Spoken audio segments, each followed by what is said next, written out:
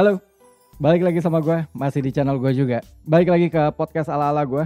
Kali ini kita akan ngomongin MotoGP yang di sirkuit Jerez, Spain. Gue gak tahu, bingung bacanya, Jerez apa Jerez. Pokoknya ya gue sebut aja Jerez ya. Oke lah, kita mulai aja langsung dari Moto3. Tapi disclaimer dulu, kalau video ini adalah opini pribadi gue, pendapat pribadi gue. Jadi setuju atau enggak ya boleh-boleh aja. Tulis aja di komen, nanti kita bisa ngobrol di komen. Moto3 baru aja kelar dan ini balapan seru banget menurut gue. Setidaknya sampai di seri ini, di sirkuit Jerez ini ya. Sebelumnya kan di Portimao, Amerika, Argentina, Mandalika, lalu di Lusail. Menurut gue ini gokil. Karena waktu awal start gue kira cuman bakal 4 orang di depan ini yang bakal fight sampai finish gitu ya. Tapi di tengah-tengah tiba-tiba jadi 9 motor. Lalu di lap terakhir jadi 6 motor gitu. Tapi rapet. Gokil ya, Ayumu Sasaki di peringkat 6 agak ketinggalan dikit lah. Tapi rapet, bisa dibilang masih rapet banget. Terutama 1, 2, 3, 4-nya. Wah itu gila. Sampai tikungan terakhir mereka masih fight. Jadi menurut gua Moto3 di Jerez ini gokil. Dan pembalap Spanyol pride-nya beda ya. Karena ini balap di Spanyol kan, mereka gak mau kalah gitu. Jadi mereka bisa-bisan dan bisa dilihat podium 1, 2, 3-nya semua pembalap Spanyol. Tapi ada beberapa pembalap yang harus gue acungi jempol lebih gitu ya. Yang pertama yang udah pasti Ayumu Sasaki. Ayumu Sasaki gila. Start dari 26 kalau nggak salah. Tapi bisa finish di 6. Jadi dia naik 20 posisi. Dan gue ingat banget dari start 26 dia cuman butuh 9 lap. Gue ingat banget masuk lap ke 10 kayaknya. Dia ada di posisi 9 udah. Ini orang kencang banget. Udah startnya di 26, lalu dia kena long lap penalti, jadi dia harus ngambil long lap, tapi dia cuma butuh 9 lap untuk ada di dalam peringkat 10 besar gitu, 10 terdepan, dia ada di posisi 9, lalu dia sempat fight lagi, ngejar sampai akhirnya bisa finish di 6, bahkan sempat masuk ke podium gitu ya, urutan podium nih, cuman ya mungkin di lap-lap terakhir terlihat dia udah gak terlalu ngotot ya, mungkin bannya juga udah habis karena dia push dari awal kan. Tapi itu patut diacungi jempol, gila. Pembalap kedua yang harus gue acungi jempol juga adalah Izan Guevara. Izan Guevara memang pole position. Lalu dia memang konsisten ya, fightnya di depan sepanjang race tadi. Tapi yang gue acungi jempol adalah manuvernya di tikungan terakhir. Dia gokil banget, dia nyalip 2 riders di tikungan terakhir di lap terakhir juga. Dia ngambil dari luar, begitu masuk ke kiri, tikungan ke kiri itu tikungan terakhir. Dia tutup semuanya. Dan menang. Itu gila. Denis Oncu yang kecolongan di tikungan terakhir. Sampai sikut-sikutan sama Jaume Masia kayaknya di pas keluar tikungan terakhir itu ya. Tapi ya posisi dia udah sulit gitu. Jaume Masia racing line-nya lebih bagus. Akhirnya Denis Oncu cuma bisa finish ke 4. Satu pembalap terakhir yang patut gua acungi jempol juga adalah kebanggaan kita, Mario Aji. Mario Aji patut gue kasih jempol fight-nya gitu ya. Di balapan kemarin agak kesulitan. Tapi di sini dia bisa fight, bahkan dia berada di rombongan yang memperebutkan poin gitu. Dari 14, 15, 16, 17 sampai 18 kalau nggak salah. Iya 18, ada Denis Foggia di 18. Tapi kelihatan di lap terakhir, di saat pembalap-pembalap di depannya gonta-ganti posisi itu ya, salip-salipan, Aji stay di 17. Kayaknya di saat yang lain mulai habis-habisan, ya motornya Aji udah mentok aja gitu untuk ngikutin mereka sepanjang lap itu. Tapi ya patut diapresiasi juga, bahkan Aji bisa nyalip Foggia dengan berbagai macam masalahnya mungkin ya. Karena Foggia di awal-awal lap itu bagus banget, sempat ke posisi 3. Gue pikir dia bakal fight di depan, ternyata lama-lama mundur sampai akhirnya kesalip Aji. Membanggakan sekali loh, seorang Mario Aji bisa nyalip pembalap kaliber Denis Foggia gitu. Gue sih bangga walaupun cuman peringkat 17-18 ya yang berantemnya itu, yang fightnya di situ doang dan gak dapat poin juga. Dan mungkin Denis Foggianya ada masalah, belum ada ini sih, dia belum ada pernyataan ya, jadi gue juga gak gitu tahu nih. Tapi gokil, patut diacungi jempol juga Aji. Di belakangnya Aji tuh ada Denis Foggia, ada Salvador, ada Riumel, ada Furusato itu teman satu timnya Aji ya. Lalu ada Asman, ada Carrasco. Kalau menurut gue Aji setidaknya bisa konsisten finish di depan rekan satu timnya, Taiyo Furusato. Buat gue itu udah oke banget. Mereka sama-sama rookie, sama-sama mungkin tim yang motornya bisa dibilang gak gitu kencang gitu ya. Tapi Aji bisa selalu finish di depan Tayo Furusato ya menandakan setidaknya Aji lebih baik daripada rekan satu timnya. Jadi tim Leopard Racing nih, timnya Foggia nih mimpi buruk sekali ya balapan ini ya. Foggia-nya posisi 18, Tatsuki Suzuki malah nggak finish sama sekali. Nah, kita bicara ke rombongan paling depan lagi. Rombongan paling depan ini ada Izan Guevara posisi 1, Sergio Garcia posisi 2, 3-nya Jaume Masia, 4 Oncu, 5 Xavier Tigas, 6-nya Ayumu Sasaki, si Crazy Boy. Gas Boys party hari ini ya. 1-2 men. Jadi tim Aspar ini gue gak bisa bilang mendominasi karena KTM pun fight ya. Jaume Masia dan Dennis Oncu pun memberikan mereka perlawanan sampai tikungan terakhir.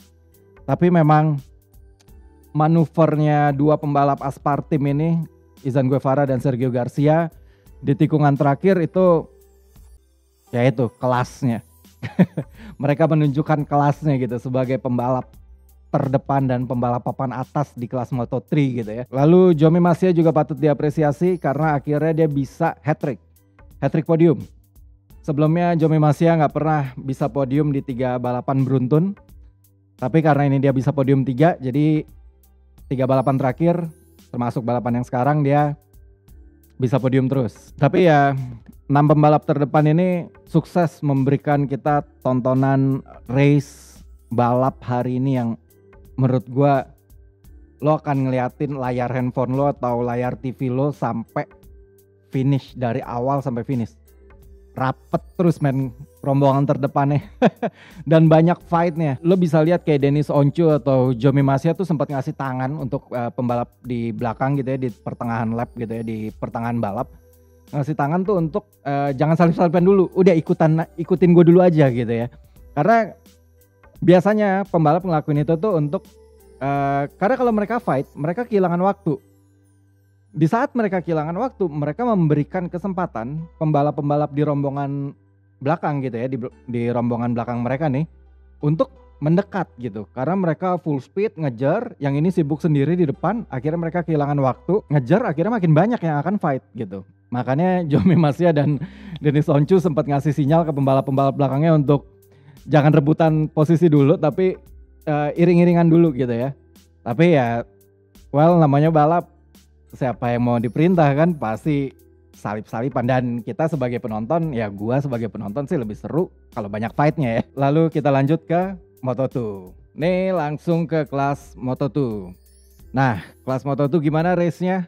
Kalau menurut gua ya, ini Moto2 ini seru, terus boring, tapi sempurna. Nah jadi gimana tuh? Jadi kalau menurut gua awal-awalnya seru. Awal-awalnya seru ya, dari start aja udah ada drama tuh. Sam Lowe's kan, drama walaupun akhirnya bisa balik lagi, bisa gabung lagi di rombongan terdepan walaupun ujung-ujungnya crash. Sam Lowe's seru, di depan ada Ai Ogura, ada Aaron Canet ya. Terus Tony Arbolino, Sam Lowe's sebelum Sam Lowe's jatuh. Lalu ada Somkia Chantra juga. Tapi setelah Somkia Chantra crash, lalu Sam Lowe's crash. Yang seru tinggal bertiga, tinggal Ai Ogura, lalu Tony Arbolino sama Aaron Canet. Sorry, Aaron Canetnya kedua, baru Tony Arbolino ketiga. Aaron Canet sempat mendekat ke Ai Ogura ya. Tapi Ai Ogura menunjukkan kelasnya. Konsisten di depan gitu, nggak ke Uber. Jadi Ai Ogura makanya gue bilang sempurna, dia pole position. Tikungan pertama dia dapat whole shot. Lalu Ogura di pertengahan sempat ke Uber sama Aaron Canet, tapi habis itu menjauh lagi sampai finish itu mungkin sekitar 2 detik lah ya. Ya 2,5 detik. Ngelitnya 2,5 detik di depan Aaron Canet. Jadi dari awal sampai finish Ai Ogura tuh nggak disalip orang men. Makanya ini sempurna men. Tapi Aaron Canet juga patut diapresiasi ya. Aaron Canet itu kan balapan kemarin tangannya cedera, tangan kiri ya, broken arm. Gara-gara drama kecelakaan massal itu. Tapi di balapan kali ini dia bisa di posisi 2, bahkan sempat ngejar Ogura. Lalu ya walaupun habis itu ditinggalin lagi sama Ogura ya, tapi itu gila, dengan tangan yang cedera lo bisa perform kayak gitu, itu gokil banget. Tapi ya kenapa gue bilang dari seru abis itu boring, setelah Ogura bisa bikin gap ya, dia di depan sendirian, dia lead 2,5 detik, lalu Kenneth ke posisi 3 tuh Arbolino, dia mungkin lead sekitar 1 detik, ya betul 1,16 detik, lalu Arbolino punya gap 1,6 detik di depan Fernandez punya gap 3,8 detik di depan Marcel Schroeter punya gap 2,8 detik di depan Vietti. Jadi jauh-jauh ya, peringkat 1 sampai 6 itu semua ada gapnya.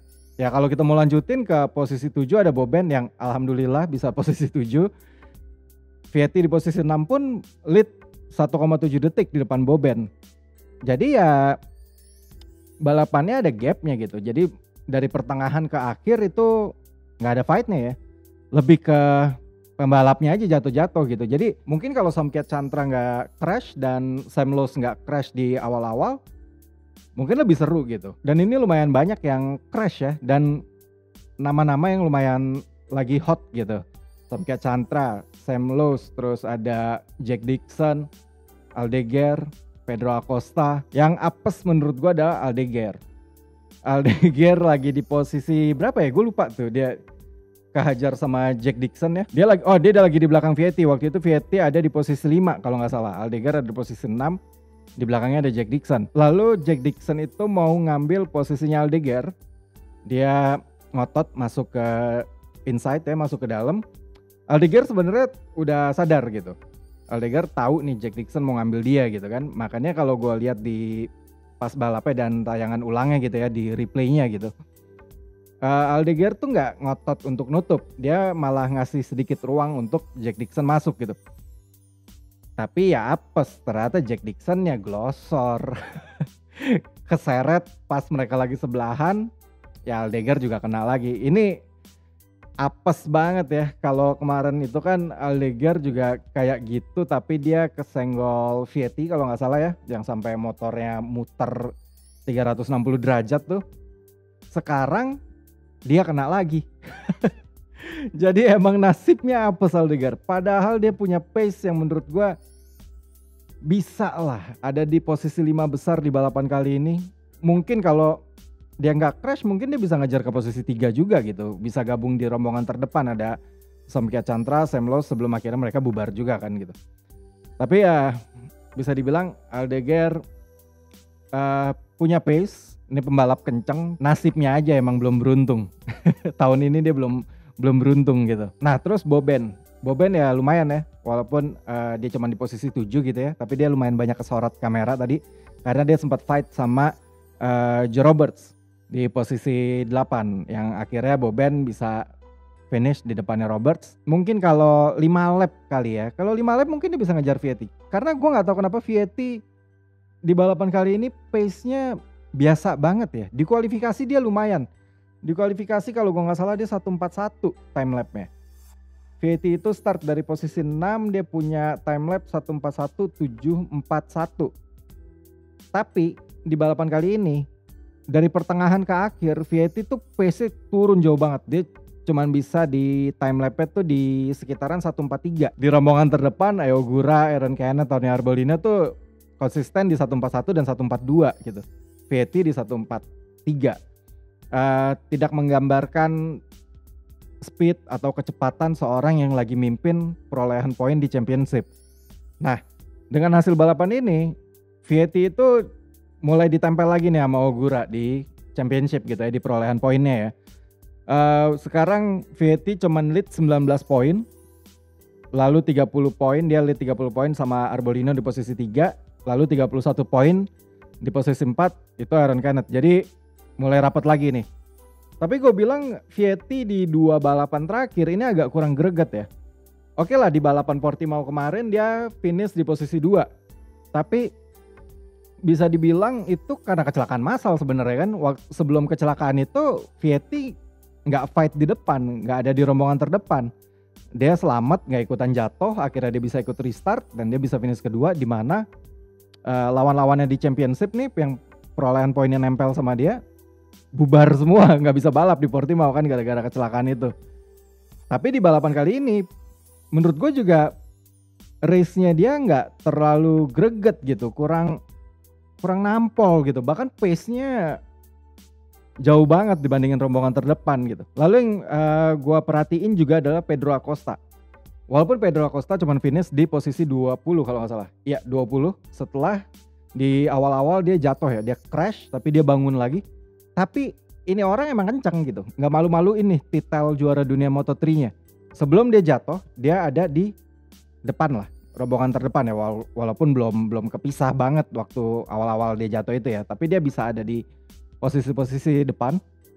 Terus dia crash, dia harus mulai lagi dari paling belakang gitu ya. Dan dia masih bisa nyalip, masih bisa ngejar, masih bisa nyalip pembalap-pembalap di depannya. Itu ada Nicola Antonelli, ada Kelly, ada Felipe Salak.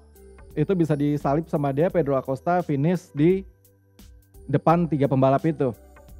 Jadi kalau gue bilang Pedro Acosta tuh kayaknya mungkin tinggal tunggu waktu untuk dia bisa fight di depan sampai finish gitu ya, sampai mungkin bisa masuk podium atau mungkin menang. Tapi feeling gue kayaknya untuk podium atau setidaknya 5 besar lah, finish di top 5, gue rasa tahun ini dia bisa. Karena dia punya pace, dia punya skill, dia punya motor yang menunjang juga. Cuman mungkin butuh perkenalan aja gitu. Mungkin butuh kenal lebih lama dengan motornya, dengan pace-nya Moto2 gitu ya.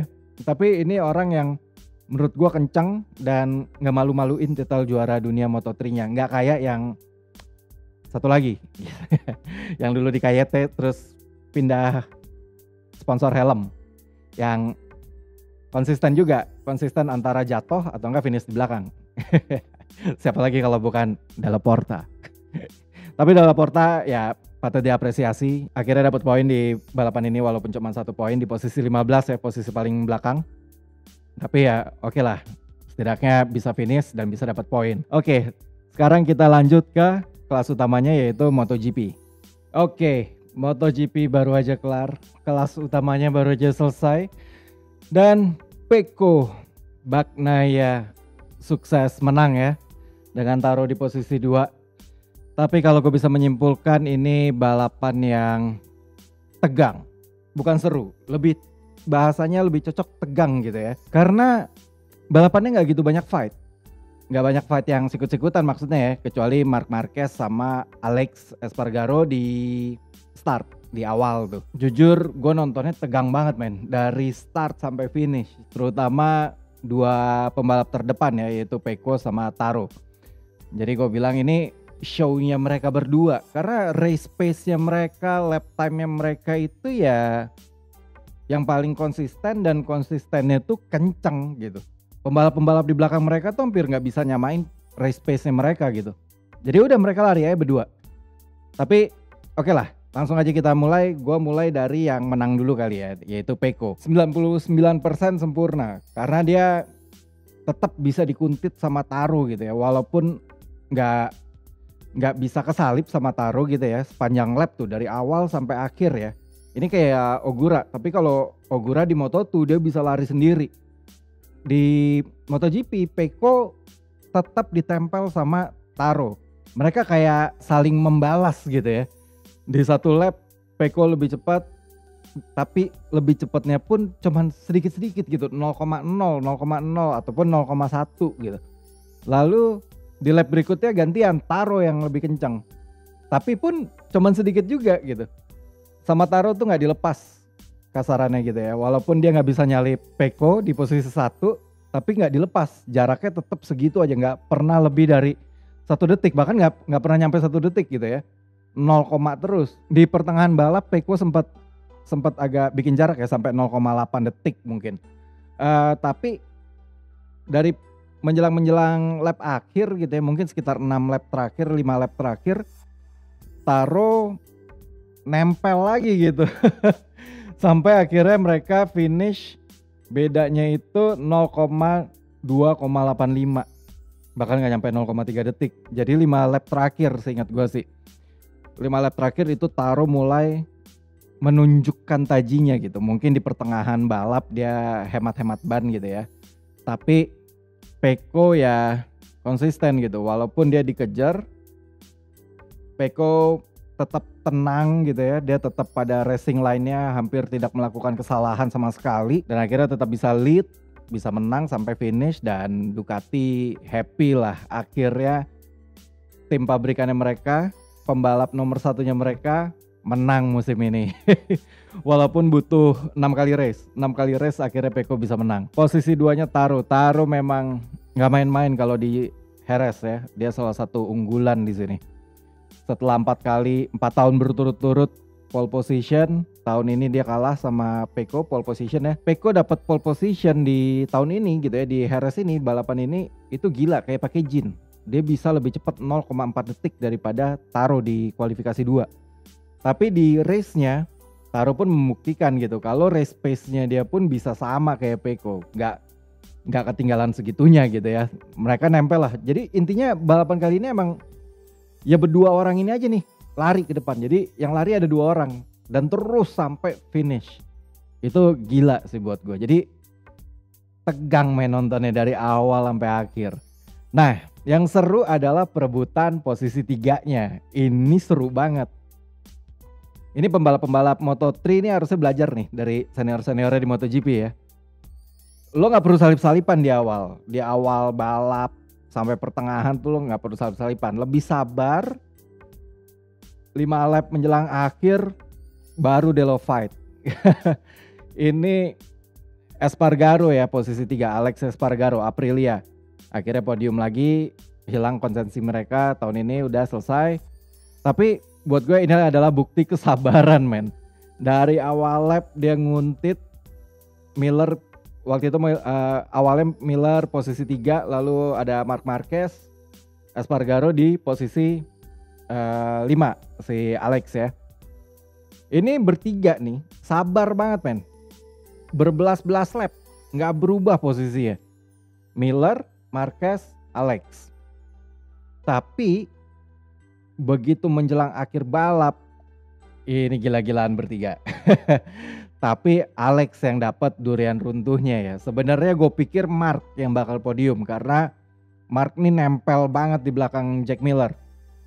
Dia dapat, gue pikir bakal selesai di situ ya. Maksudnya ya Marc akan stay di posisi 3.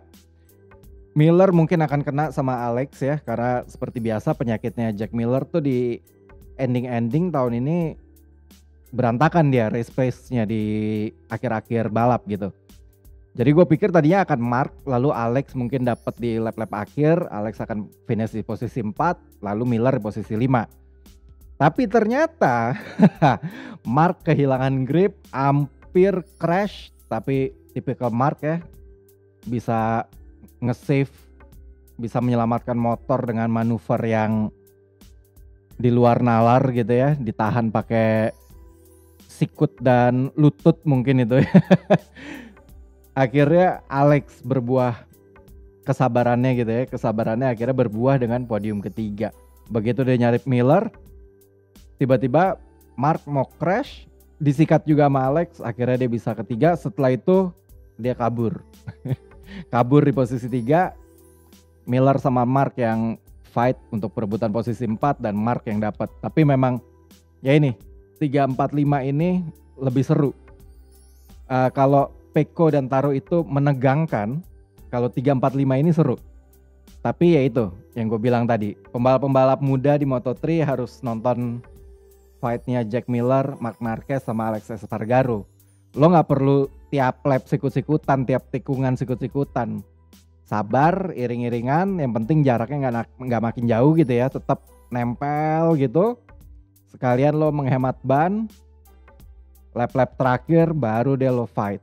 Itu gokil sih, seru gue bilang. 3, 4, 5-nya itu ya. Joan Mir gak dapet sih race pace-nya ya. Kita gak usah ngomongin Pecco sama Taro, mereka udah di level yang berbeda di sirkuit ini ya, di Jerez ini.